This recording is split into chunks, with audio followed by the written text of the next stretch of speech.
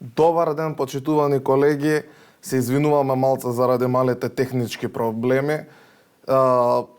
Овој вебинар ќе биде прв од ваков тип. Значи, ова е првата наша панел дискусија. Оваа панел дискусија е начин каде што вие ќе можете да ни поставувате прашања, каде што ние ќе одговараме на вашите прашања и каде што ние ќе направиме една отворена дебата за сите наши проблеми кои се јавуваат. Ова е прва од овие дебати кои ќе се случуваат или прв наш ваков форум на онлайн страната, значи тука сме заедно со другите колеги кои ќе презентираат, ќе одговараат прашања и ќе имаме еден тип на отворена дискусија поврзана со темата. Ова ќе биде една од многуте вакви, ќе биде инкорпорирано сега па натаму во секој од нашите КПУ. Исто така ќе имаме отворени панел дискусии за сите и наши претплатници и не наши претплатници, но во иднина ќе има и некои на поинтересни теми ќе бидат само за нашите претплатници, за сите кои се одлучени нас да не следат и се одлучиле да не следат нас низ годиниве. Многу е важно да ви напоменам за сите прашања кои ги имате и за сите работи кои сакате да ги напишете, треба да одат преку Q&A делот на вашиот Zoom. Значи, кога ќе ги поставувате прашањата, поставувајте ги преку Questions and Answers или Q&A делот доле како копче. Сега ќе почнеме да зборуваме за нашата прва панел дискусија или една од многуте новини кои ги воведуваме оваа година, а оваа панел дискусија ќе биде за новиот данок на солидарност. Зашто зборуваме баш за овој данок на солидарност? Значи, тие што нас не следат веќе подолго време знаат дека имавме една ваква тема на КПУ на прошлите семинари. Но исто така, сето тоа требаше нели да се пременува во од јуни месец, па се префрли за од јули месец и цело време имавме едно пролонгирање заради моменталната политичка ситуација и едноставно собранието не беше способно да го изгласа овој закон. Сега, конечно, добивме некаква си финална верзија на овој закон. Значи, законот излен во службен весник. Треба да се пременува, значи датумот за пременување, како што многу знаете, е 25 септември, бидејќи беше изгласан пак ад хок во последен момент и имавме некаков си лимит на времето на кое што можеме да го премениме. Сепак, 25 септември е прерано и сите тајминзи се очекува дека ќе бидат или пролонгирани од Министерството за финансии, или од владата со одлука на влада, или ќе бидат пролонгирани на некаков начин преку собранието. Но беше кажано дека, иако изгласан во ваква форма, пролонгирањето ќе се случи. Сегашните датуми сега за сега се 25 септември како еден датум, а вториот датум кога ќе треба нели да се плати најдоцна за сите тие што ќе подлежат на одданочување со данокот на солидарност, ќе биде 25 октомври 2023 година. Зашто е многу важно да направиме оваа панел дискусија? Бидејќи даден дел од заинтересираните, нели, зборуваме дека ова е најчесто за најголемите фирми во Македонија, за тие кои имаат вкупен приход над 615 милиона денари во последните неколку години, или народски кажано над 10 милиона евра, бидејќи нели го користиме 675 како среден курс на еврото. Зборуваме за сценарија каде што имаме потреба да се зборува за потребите на даден дел од стопанството кој ќе подлежи на нели данокот за солидарност. Сега како една помош ќе ги представиме нашите пресметки или колегите ќе ги представат пресметките како треба да се направат, зашто треба да се направат и која можете да ја изберете во било кој од двете сценарија, каде што на некој едната ќе ви одговара, на другите другата ќе ви одговара. Доколку нели најнормално подлежите на данокот на солидарност. Ви благодарам многу за приклучувањето. Уште еднаш се извинувам за малото задоснување, имавме мали технички проблеми и со интернет и со Zoom порталот и сега ќе оставам колегите да ги презентираат двете опции како ќе бидат плаќањата. Почитувани колеги, добар ден, да ве поздравам. во интерес на времето кратко, законодавецот пред некој ден го донесе законот, најдовме начин и сметаме дека ова беше најдобар начин да ви помогнеме на сите, да ви излеземе во пресред, за да не биде затоа штом се разбра дека излезе законот за данок на солидарност, телефоните почнаа непрестано да звонат. И беше една добра идеја да ја направиме оваа панел дискусија, да кажеме кој треба да плаќа данок, кој не треба да плаќа данок, како да ги направите пресметките, за да немаме дилеми. Ќе одиме сега со двата вида на пресметки, имаме опција 1 и опција 2, а после тоа ќе дискутираме на вашите прашања и на се она што сметаме дека е интересно. Јас само ќе нагласам дека ова е почеток на Рафаеловски во едно ново време, во времето на дигитализација, дека Стефан веќе кажа дека овие панел дискусии ќе бидат чести, меѓутоа ќе одиме уште понапред, па ќе може да одиме и со вклучување во живо од ваша страна, поколку некој сака, дека ќе бидат баш на вистински дебатни емисии. Ајде да одиме сега со пресметките. Рековме, кој е обврзник на данокот на солидарност? Оние кои имаат остварено вкупен приход над 10 милиона евра или над 615.000 денари во последнава година. Како ќе одите, колеги, со математиката? Значи, што гледаме при пресметување на данокот на солидарност? Ја гледаме даночната основа. Значи, заборавете, имаме едно е даночна основа, едно е финансиски резултат. Финансиски резултат може да биде позитивен, може да биде негативен, може да имате загуба, а да имате многу непризнаени расходи. Значи, база за пресметување на овој данок е даночната основа по намалување во 2022 година која сте оствариле. Значи, она што го имаме на АОП 49. И од оваа даночна основа, што ќе направиме? Ќе го одземеме просечниот износ на даночната основа по намалување од даночните биланси во претходните периоди, зголемен за 20%. Кои се претходни периоди? Значи, ја земаме 2018 година, ја земаме 2019 година и ја земаме 2021 година. 2020 година е исклучена од проста причина што беше ковид година и кога даночните услови и воопшто работењето на друштвата не беа во рамки на нормалниот тек на работење. И ајде сега да одиме како ќе ја направите математиката. Имаме едно друштво, обврзник за данок на добивка во 2022 година. Ова друштво што има даночна основа од 800.000 денари. Што значи критериумот за плаќање на данок на солидарност го задоволува. Што значи ова е првиот критериум. Во колку имате вие даночна основа помалку од 615 милиони денари, во тој случај не одиме понатаму.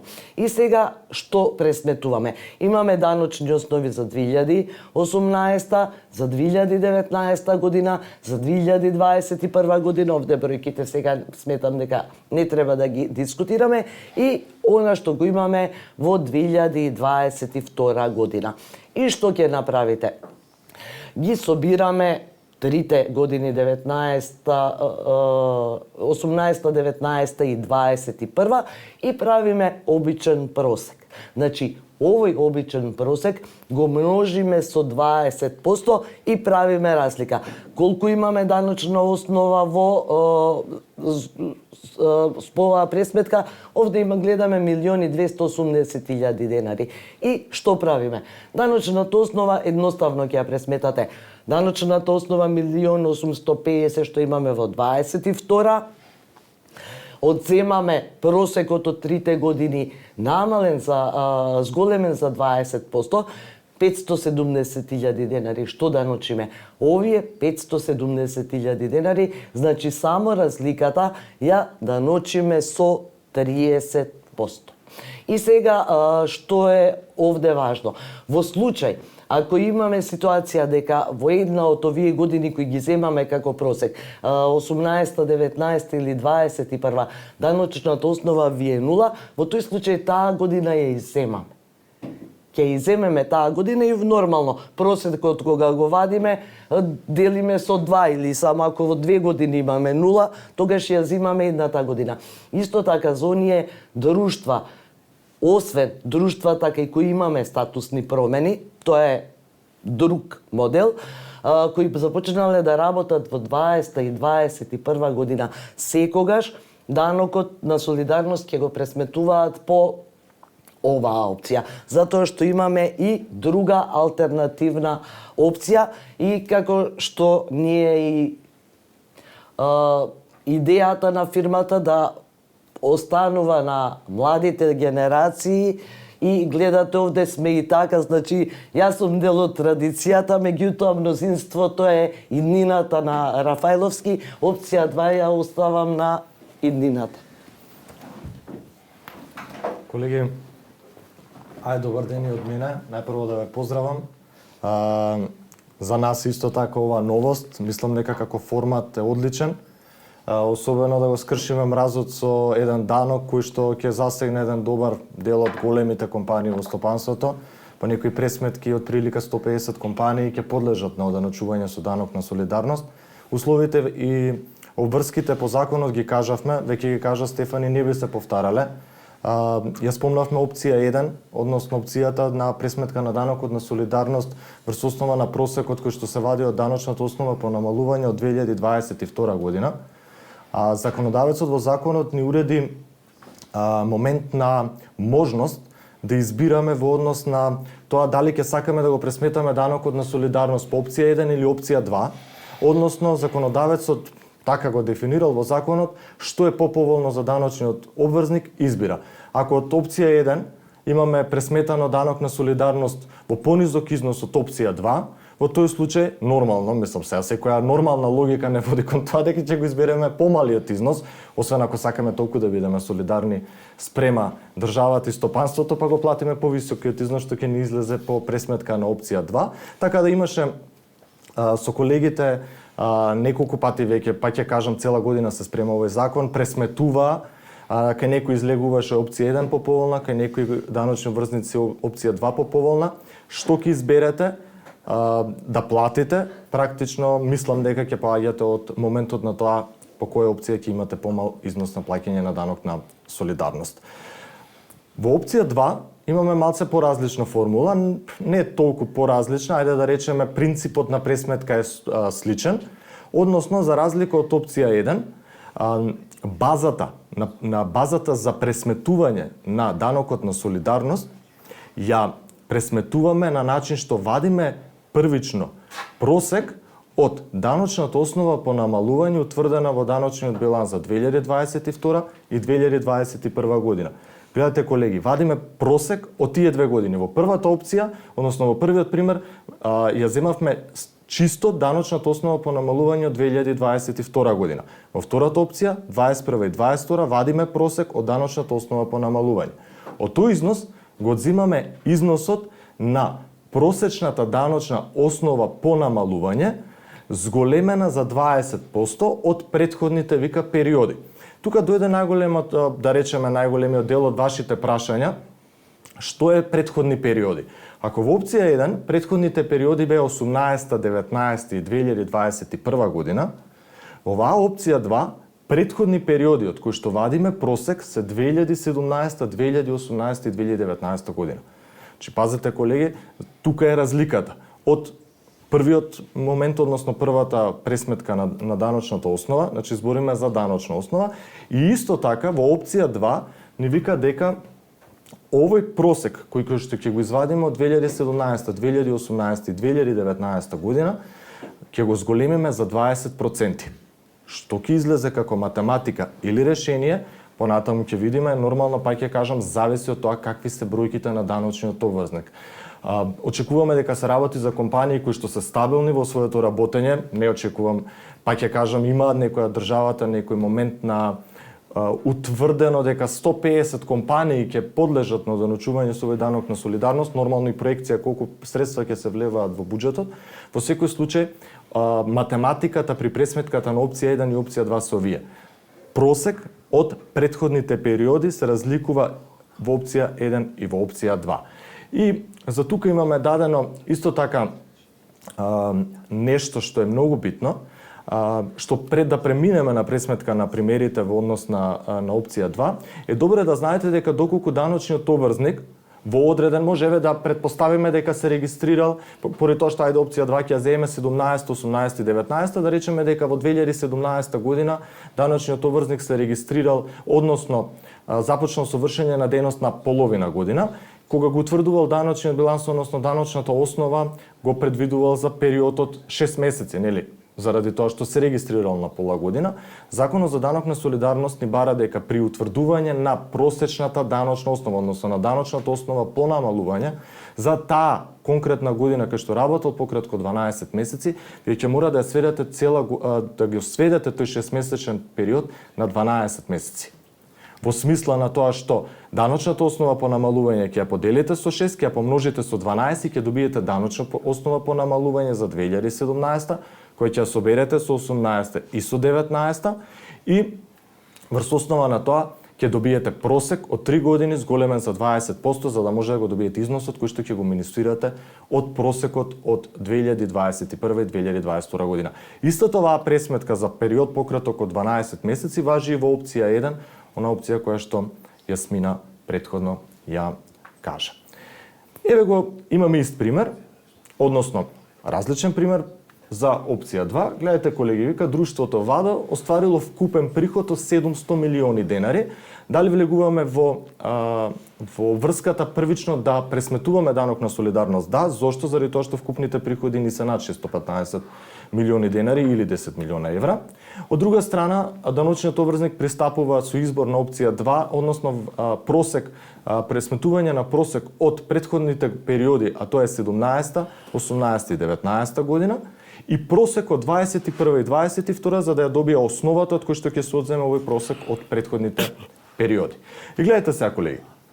Прво вадиме во оваа формула, за разлика од опција 1, што имаме просечен износ на даночна основа од 21 и 22 прво вадиме, 1.625, а после тоа просек од претходните три периоди, 17, 18 и 19 година поделено со 3, или добиваме износ од 816.667 денари.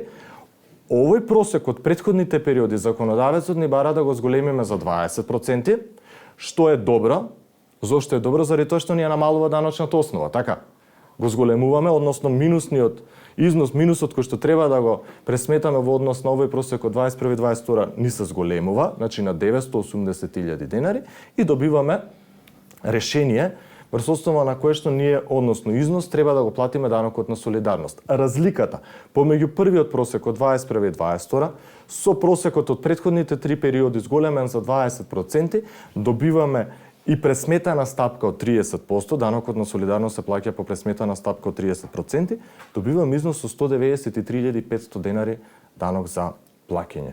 И сега, колеги, пред да преминем на уште еден момент на статусни промени, ние добивме, заради тоа рековме, зовре некако телефонот во овој период, кога практично известивме дека во собрание помина законот, иако што истиот се уште не е објавен во службен весник.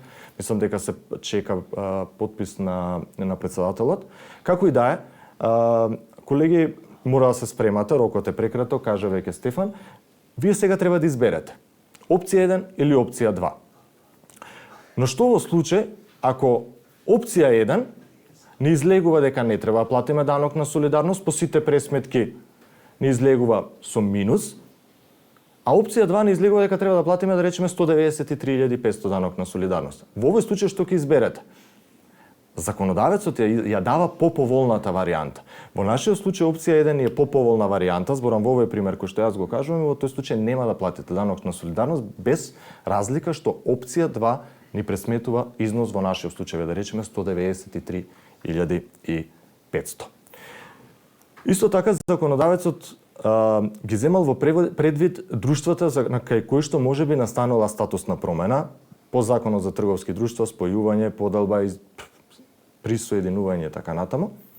Прво, што е многу битно, доколку е настаната статусна промена, просечниот износ на даночната основа по намалување во претходните периоди, кај оние кои што во претходните периоди настанала статусна промена, не се зголемува за 20%, туку се зголемува за 30%. Но исто така, кога имате статусна промена, присоединување, спојување или поделба, при утврдување на даночната основа во претходните периоди, се зимаат даночните основи по намалување и од друштвата кои што во нашиот случај, во првиот случај се присоединиле, или во случај втор, друштвата кои што се споиле, или друштвото кое што се припоило кон друго друштво, се зима даночната основа по намалување кај него, или во случај кој има поделба, се зима и даночната основа по намалување за друштвото кое што се поделило. Затоа, колеги, особено оние кои што имате статусни промени, а се работи за субјекти кои што потпаѓаат под одредбите на Законот за данок на солидарност, имате малце поголема математика, или како да кажам, во пресметката и треба да видите што ќе избаднат бројките во однос на пресметката и плаќањето на данокот на солидарност. Сега дојде време да отвориме панел дискусијата на вашите прашања, значи ќе почнеме со одговарање на прашањата како ги поставувате и што повеќе прашања поставите, тоа ќе биде пожива целата дискусија. Значи целата поента на ваквите панел дискусии е вие да поставувате прашања, најнормално во овој случај поврзани со темата, за сите неповрзани, сите наши пратплатци знаат дека може да не добијат во секое време, да се јават на телефон и да го добијат одговор, но сега за сите отворена е да поставите какви било прашања кои се поврзани со оваа тема.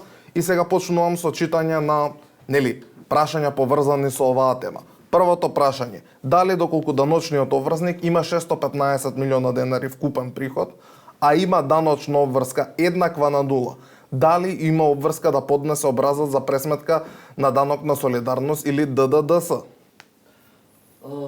Значи, што се однесува до овие друштва кои без разлика, согласно математиките, нема да имат обврска да плаќаат данок на солидарност, законодавецот даде опција дека треба да известат, затоа што бројките алармират. И така да и законодавецот полесно и ќе гледа, и ќе мисли, и ќе контролира. Значи, обврзници и оние кои нема да имат обврска да го платат данокот, ќе треба да го достават соодветниот образец.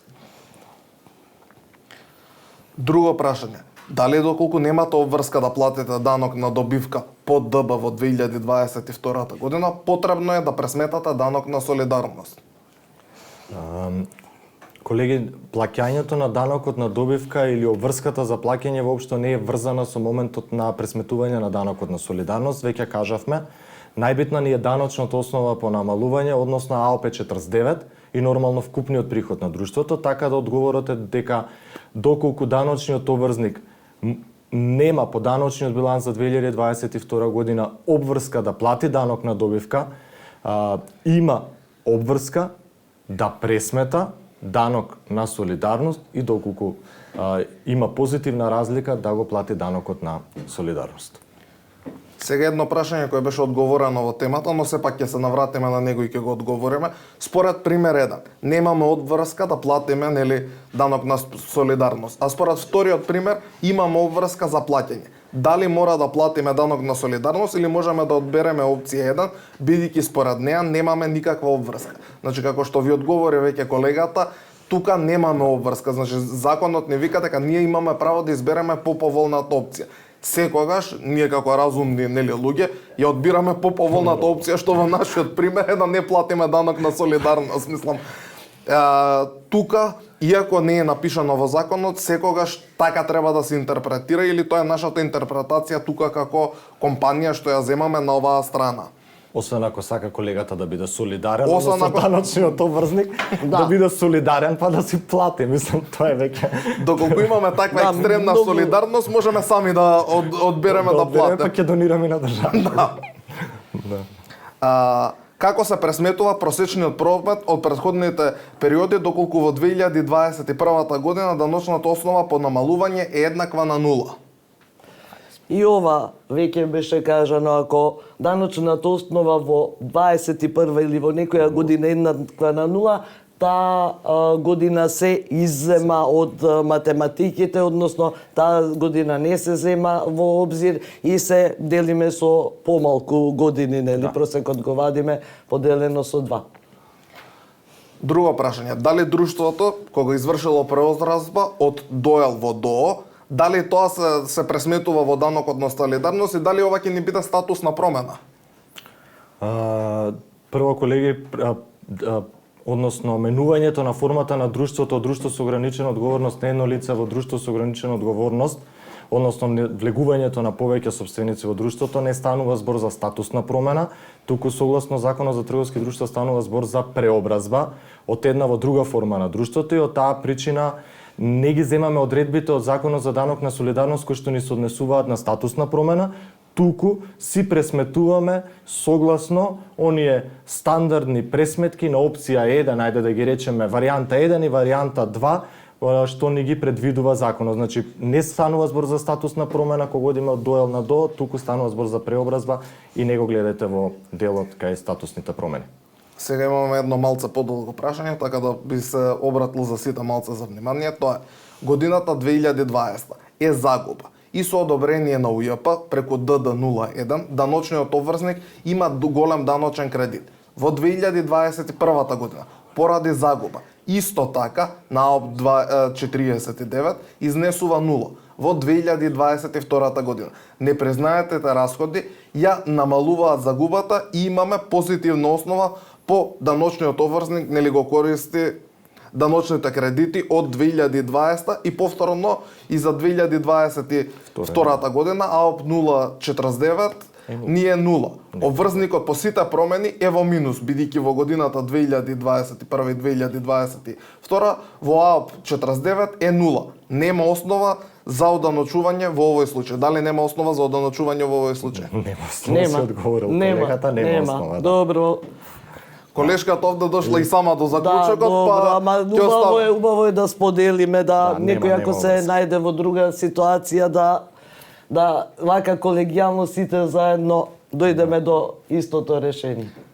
Следното прашање, дали ова важи еднократно само за 2022 година или ќе биде и за фискална 2023 година? Сега како е донесен законот само е за 22 година. Што ќе одлучи законодавецот понатаму, не знаеме, тоа ќе треба да се види. Да, јас исто мислам дека само нема некои најави, ова беше така еднократно е донесено, 22 е земена во вид, а што понатаму ќе видиме. Значи, колку што знам ја, кога беше донесен, цело време се најавува дека ова ќе биде еднократен данок.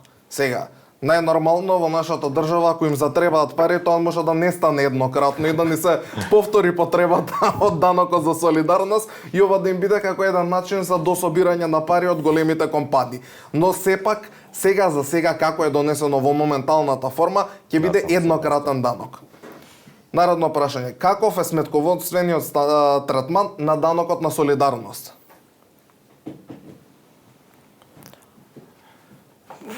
Па тој не иде, јас не знам, не иде на деветка, во принцип не би требало да влијае на деветката, затоа што не ја даночи добивката, туку даночи период, односно јавна давачка која што треба да биде трошок. Така. И јас Четворка со обврска, значи четворка со обврска, јас се согласувам со Иван, не е врзан, ова е посебен данок. Данок на добивка е една приказна.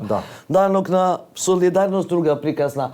Четворка ќе биде, а за даночниот третман, бидејќи ова државата го бара, сигурна сум убедена, ајде да не прејудицирам, дека не би се теретел даночниот биланс сега за овој данок, ова е еднократна давачка. Јас не очекувам дека ќе биде. Да, али секако ќе биде трошок. Трошок, не гледам друго, да, што нема каде. Не влијае на да, не може да е деветката, не е врзано со добивката од претходна година, туку е тековна такса, како да кажеме, јавна давачка. А се што е тековно оди трошок се книжи како трошок во период.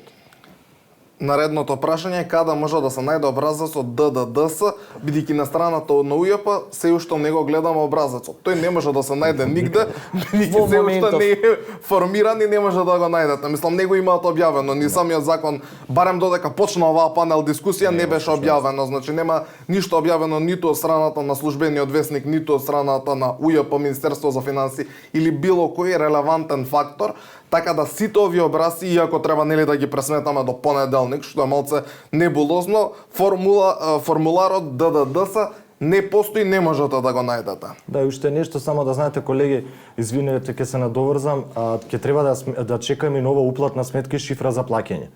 Така да не верувам дека ќе плаќаме на постојна уплатна сметка и шифра за плаќање, дали тоа ќе оди со измена на упатството заедно со законот, заедно со образецот, не знам, односно и не ни знаеме, се уште да видиме како ќе биде, но во секој случај мислиме дека ќе треба да чекаме нова уплатна сметка и шифра за плаќање за оваа јавна Добро, порачка. ми имаме 30 дена и плаќањето па ќе има за тоа имаме и време. 30 дена е плаќањето, да. Ама добро е што се спомна да не заборавиме, знаете како по инерција некогаш некој и плаќаме работи. и да не А ова е платиш различен дан, различен сигурно данок, ќе му така. дадат. Наредно прашање. Дали може данокот на солидарност да се пребие со аконтации за данокот за добивка? Јас сметам дека не верувам дека ова е отворено некое прашање. Државата се нема произнесено, бидејќи станува збор за друг данок. Дали ќе да дозволат пребивање или не знаеме. Јас сметам дека не, меѓутоа, ајде, да не бидеме, нели, да оставиме. Имаме време до рокот, оние 30 дена ги имаме за плаќање, па ќе видиме. Овие отворени прашања и затоа и оваа панел дискусија за вакви прашања да се консултира законодавецот, да се консултираат институциите, да се види што ќе може, како ќе може, затоа што сите оние кои треба да го платат данокот на солидарност, до последно се надева искрено дека нема да биде. Дека нема да биде. Сега станува збор за одлив на голема сума на пари, која тековното работење, ликвидноста на друштвата, нели ќе ја поремети. Така да, ова ќе биде една добра опција, меѓутоа ќе оставиме да се провери. Наредно прашање. Дали самостојните вршители на дејност имаат обврска за плаќање на данок на солидарност?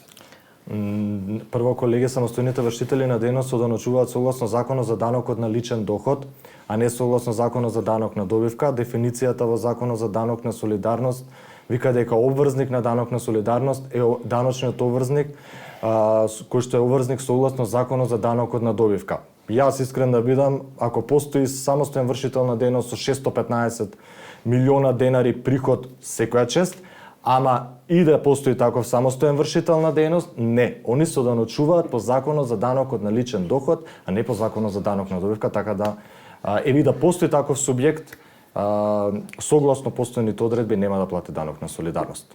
И да кажеме, машала, ако некој успел како самостоен вршител на дејност, браво, 615 милиона да оствари во годинава, браво, не знам што да кажам друго. Дали Законот за солидарност ги опфаќа заштитните друштва кои немаат обврска за плаќање на данокот на добивка? Повторно се враќаме на истото прашање, дека тие што не подлежат на данок на добивка, автоматски... Не. Стават на... Вака, колеги, ова е специфично прашање. Го дискутиравме и ние меѓу нас, го консултиравме и законодавецот и ставот на законодавецот рекоа напишете, писмено ќе ви одговориме, меѓутоа за тирзовите и за заштитните друштва законодавецот вели ослободени се од данок на добивка. Меѓутоа овде зборуваме за данок на солидарност. И овие друштва нема да бидат ослободени од данок на солидарност. Са Бајле разговаравме со законодавецот, ставот им е тој, рекоа напишете, ќе ви одговориме и писмено. Добро. Наредното прашање. Фирма која во 2022 година има вкупен при промет над 615 милиона денари, има искажана добивка во ДБ за 2022 година, а истата е отворена во 2021 година, каде што имала ДБВП и добивка од 1000 денари, а данокот на добивка во 2022 нема, бидејќи е со ДБВП. Во 22 е, не 22 чим има 615, значи е ДБ, ама 21 е ДБВП. Да. И сега ако е ДБВП, нула имаме.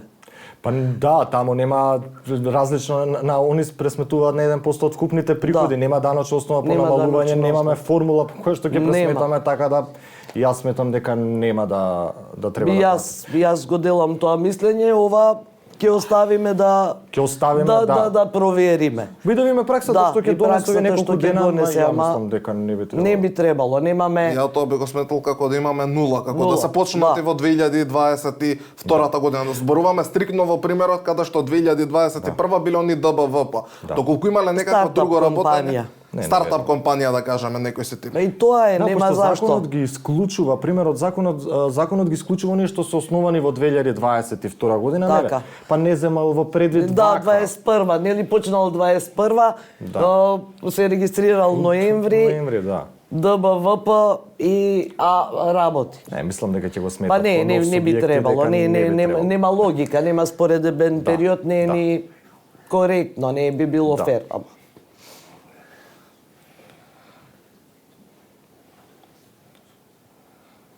Еве, сега прашањето е на два дела, дали истата е ослободена од данок на солидарност или треба само да се поднесе образецот, но нема обврска за плаќање? Да. Па да, рековме образецот поднесете го, меѓутоа сметаме дека обврска за плаќање нема. А образецот, сите што го задоволуваат критериумот на 615 милиона, доставете образци. Дали ќе можеме презентацијата да добиеме на имејл? Ќе може. Сите кои се заинтересирани нека испратат еден нека ни имејл. пишат, Да не ги преплавуваме сите колеги кои се пријавиле, некои ја сакаат, некои не ја сакаат, сите кои се заинтересирани на info@rafaedovski.com.mk нека испратат еден имејл за да биде остварена. Во тек на денов или понеделник, најдоцна ќе се обидеме и денес да ги испратиме. Да, еден колега кажа, остварениот приход се гледа од два избори. СПД образецот и АОП 65. Дали СПД вкупните приходи, без разлика по дали се од основна дејност, од други финансиски приходи, вкупниот приход од СПД. според ДБ за 2017-2018 година, дали треба да се користи АОП 37? Па се тогаш беше изменет. Да. Беше изменет образецот после тоа, така да даночна основа по намалување полет. Значи секогаш даночна основа. Само даночната основа По гледајте, а не намалување, да. гледајте друго. Че АОП 3 тогаш беше стариот образец за Да, да ги расчистиме работите 2019 се измени друг реден број. Значи даночна основа по по намалување. намалување. Така е. Дали износот издвоен за данок ќе има третман на признаен расход? Јас преска кажав, немаме нешто конкретно, меѓутоа сметам дека државата го даде овој данок, ќе биде трошок на друштвата и не очекувам искрено да се направи, затоа што овој данок не е предвиден па во данокот на добивка. И во данокот на добивка немаме опција да се додаде во даночен биланс. И сега да се прават корекции на данок на добивка и ова да се додава во ДБ, јас апсолутно не очекувам. И јас мислам дека нема ќе се биде признат расход. Ќе се биде признат расход и треба да биде признат расход. Како треба да се пресмета просек за 2021, 2019, 2018, ако во 2021 имаме остварено добивка во износ од 46 милиони, а во 2019 и 2018 имаме остварено загуба? Даночната основа, колеги, првен ќе Ајде, може така. ајде. Прво, колеги, немој да се врзувате со добивки или со загуби. Не знам дали е во терминологијата погрешно при поставување на прашањето. Значи, одиме на даночната основа по намалување. Тоа ни е првиот услов, го повтараме цело време. Загуби, добивки, спомнаа сме на почеток, може да сте во АОП 1 на даночниот биланс во загуба со непризнатите расходи да добиете даночна основа по намалување. Ја гледате даночната, да предпоставиме дека во вашиот случај даночната основа по намалување во тие 2 години е 0, со што не може да е загуба, значи може да е 0, а во 2021 е тие 40 милиона, тогаш ќе го земете само 2021 како основ, нема да вадите просек поради тоа што една година нема што да вадиме просек, така. Но ве молам земете во предвид не добивки загуби, туку земете во предвид даночна основа по намалување. Тоа ви е условото. Даден колега или колешка се уклучили подоцна и прашуваат уште еднаш кога се роковите. Значи роковите за пресметка ние нареден понеделник 25 септември, а рокот за плаќање ние 25 октомври. Како што ви напоменавме веќе еднаш, тие се очекува да бидат променети, бидејќи се уште ги немаме образците и нема како да го пресметаме самиот данок. Значи, све што ќе ви кажеме во моментот околу роковите може да биде може да биде фактички, може да биде неболозно, но моментално прашањето не е разрешено. Има најава дека ќе се продолжат роковите. Ќе мора да се продолжат. И едноставно ќе мора, нели, доколку не ќе да казнуваат само без никаква потреба и без никакви прашања. Во годините 2017, 2018, 2019, 2020, 2021 и 2022, само во 2021 година даночното намалување АОП 49 ни е нула. Дали сме обврзници за данокот на солидарност? Да, ако другите критериуми ги задоволувате, со тоа што 20 скокнете, а 20 не ви влегува во математиката, ќе ги земете другите години, а таму каде што даночната основа по намалување е нула, нема да ја земете во математиката. Ќе исклучите една година и ќе делите со една година помалку. Зашто да не се дели со 3? Немаме просек. Немаме просек, со нула не можеме да вадиме просек тогаш. Не може така ќе излезе добра математиката дека не треба да се плаќа данок, ама не му е тоа во интерес на законодавецот. Законодавецот дури законот го пишува, ги исклучувате тие години, делите со колку што години се останат. Да, баш е прецизиран. Друштвото има две поврзани друштва во МК, едното е загуба, другото е добивка. Дали треба да се земе тоа во предвид? Не. Апсолутно. Не, апсолутно гледаме даночен обврзник, значи и кога плаќаме данок на добивка, си го гледаме даночниот обврзник. Исто така и за даноков на солидарност, си го гледаме данокот на солидарност и гледаме еден даночен обврзник. Тоа што се друштвата поврзани е веќе друга приказна за консолидација и така натаму. Вака ќе го гледате само даночниот обврзник. Како ќе поднесеме пресметка за данок на солидарност да го испочитуваме рокот, бидејќи е до понеделник, а уште не е излезено образецот? Дали да поднесеме наша пресметка со цел да не го пропуштиме рокот? Не, колеги, ќе мора го чекате образецот, законодавецот вика ДДДС, така да ќе почекаме, спомна Стефан на неколку пати, очекуваме и до некаде и добивме информација дека рокот начално ќе биде продолжен. Прво ниту законот излезен, ниту образецот излезен, не се секирајте за рокот 25 септември, не очекувам дека ќе биде она што мора да го бркаме како рок, иако по закон сега за сега 25 септември, не се секирајте, нема да треба понеделник да трчате. Повторно уште едно прашање поврзано со тоа. До објавување на образецот ДБДС не може да се поднесе до УЈП, како што кажа веќе колегата, тоа го заклучил. Откако ќе се објави образецот, дали знае некој во кој рок треба да биде поднесена, бидејќи во законот пишува 25.9. Ќе биде променето, не знаеме кога, не знаеме како. Не знаеме што ќе одлучат, тоа може да биде со одлука на влада, тоа може да биде со одлука на Министерството за финансии, тоа може преку собрание повторно да го истерат, но тоа не верувам дека ќе се направи, бидејќи не верувам ни јас. Едноставно е прекомплицирано, но сепак зборуваме дека од кога ќе биде објавено образецот, веројатно би требало тогаш да се објават и новите реални рокови, бидејќи овие се тотално нереални и тотално небулозни како рокови, бидејќи нели излага во среда, треба да нареден понеделник да биде поднесен. Некој промашал, некој не е тука, значи не е реално да имаме такви рокови. Реалноста е дека ќе имаме веројатно месец или два, од кога? Не знам. Пократок. Мислам рокот, меѓутоа небитно, ќе дадат рок сигурно. Ќе дадат рок сигурно, значи за тоа да не се секирате, рок има сигурно. Колку ќе биде не знаеме.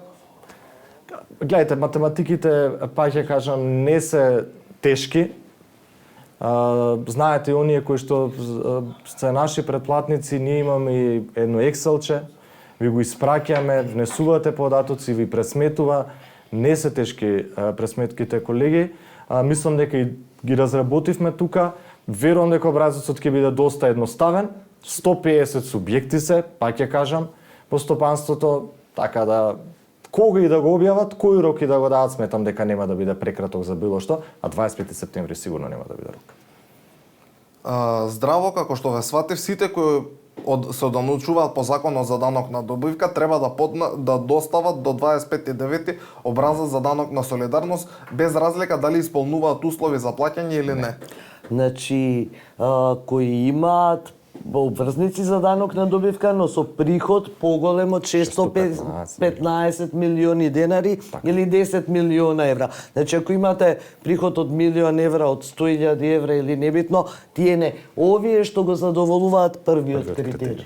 Да. Само тие ќе треба да достават образец. Кој е начинот на поднесување на пресметки? Во ЕТАКС нема формулари. Веќе кажав. Мислам дека и ова е абсолвирано. Дали е признат расход? Да, јас верувам дека сите кои следат очекуваме да биде и сигурно ќе биде признат расход. Ве молам уште еднаш, ако може начинот за пресметка, бидејќи покасно се вклучив. Ако не смета на другите, ајде на другите колеги, ајде сега да вратиме презентацијата назад. Имаме време? Имаме време, имаме уште, мислам дека 45 минути, Добре. така да... Ајде ќе одиме уште еднаш со математиката. Имаме опција 1 и опција 2. Рековме во предавањата, законодавецот даде можност по поволната опција да ја земете. И сега, што да научиме? Данокот на солидарност во математиките што зема во вид? Даночната основа по намалување, значи од ДБ остварена во 2022 година. Значи го гледаме АОП 49 од 2022 и од овде намалуваме што? Просечен износ на даночна основа по намалување од даночните биланси за претходни даночни периоди зголемен за 20%. И што имаме овде? Кои се претходни даночни периоди? 2018, 2019 и 2021 година.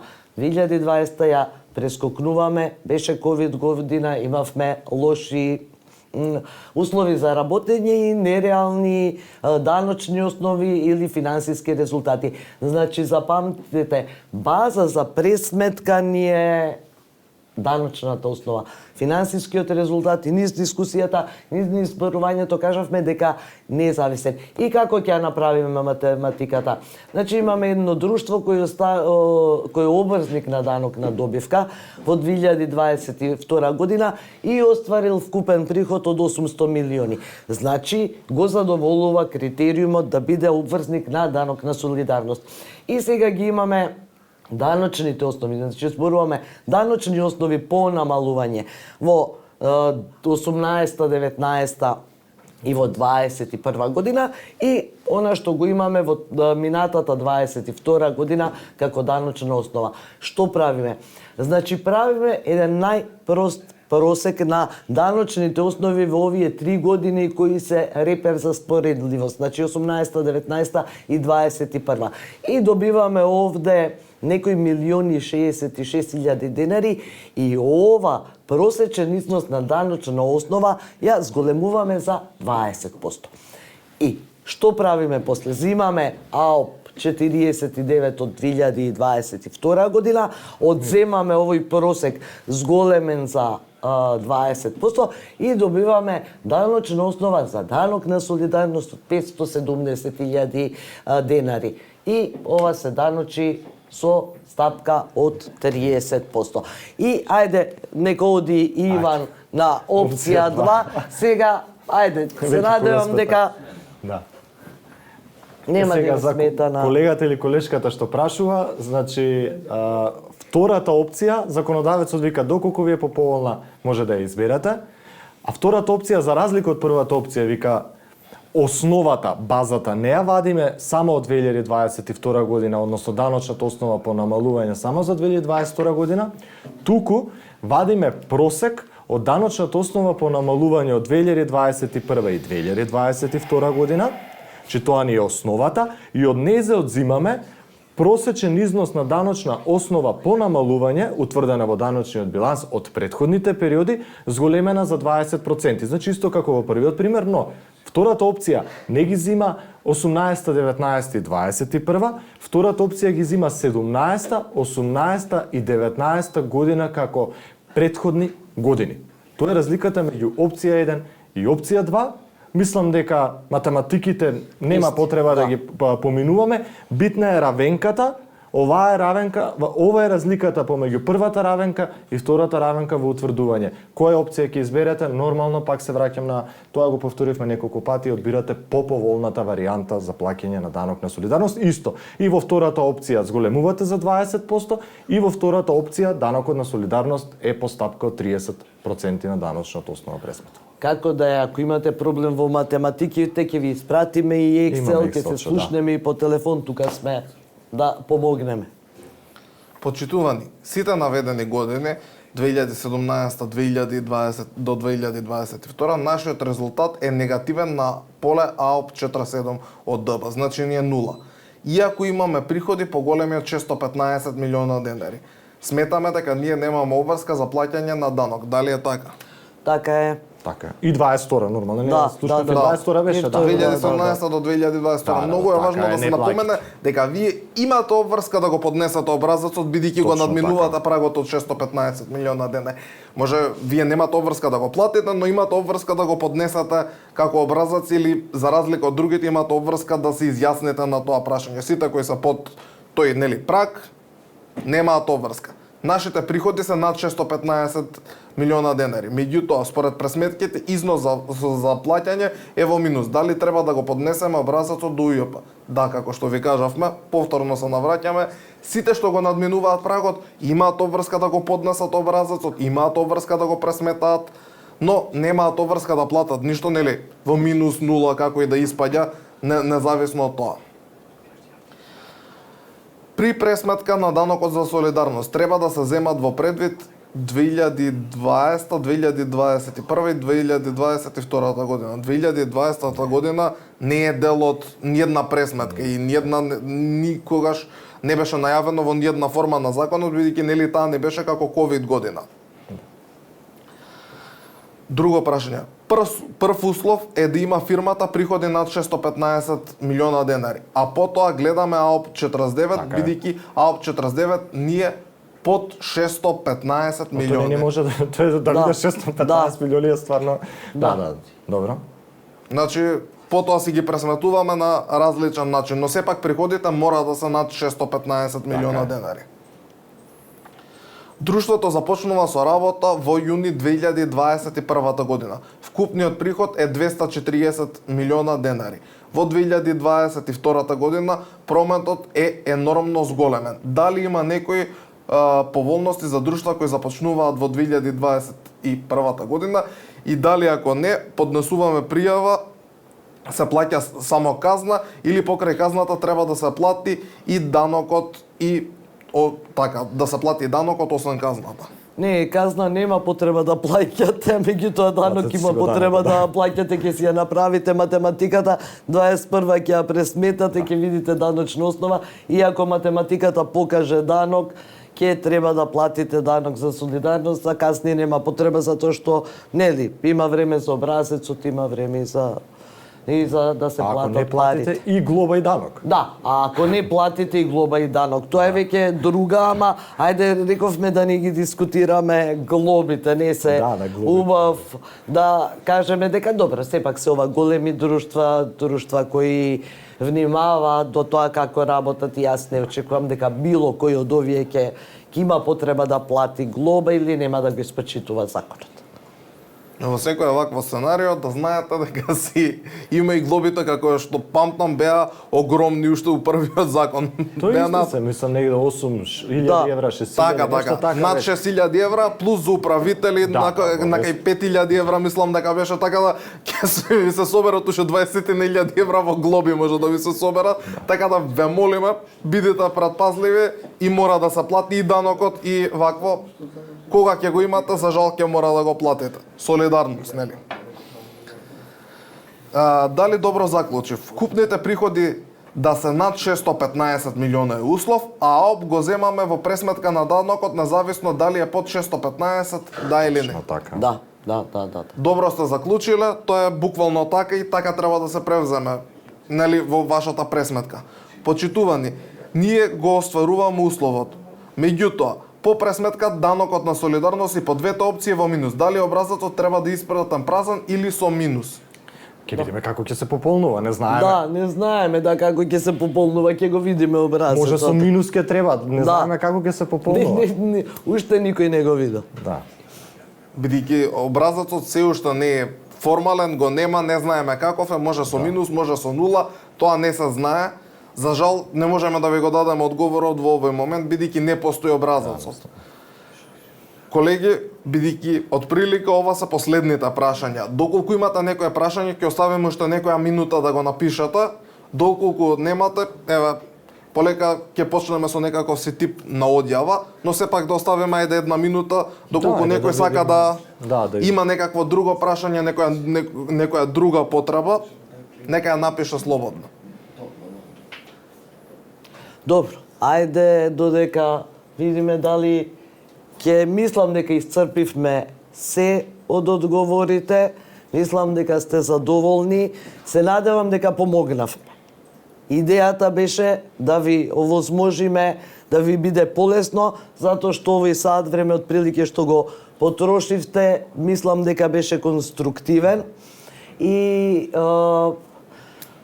се надевам дека беше добро и ве поканувам да не следите и во наредните периоди на сите овие панел дискусии, на сите оние обуки кои ги имаме, затоа што се надевам ви се допадна, вложуваме во иднината, значи вложуваме во иднината пред се во човечкиот кадар, имаме екипата на Рафаеловски е доста голема, имаме и други млади колеги кои ќе продолжат понатаму. Ние така ќе гледаме да бидеме малку ветар во грб и да се повлекуваме полека и се надевам дека бевте задоволни. Ако некому остана нешто нејасно, стоиме како куќа на располагање, јавете се слободно, ќе помогнеме.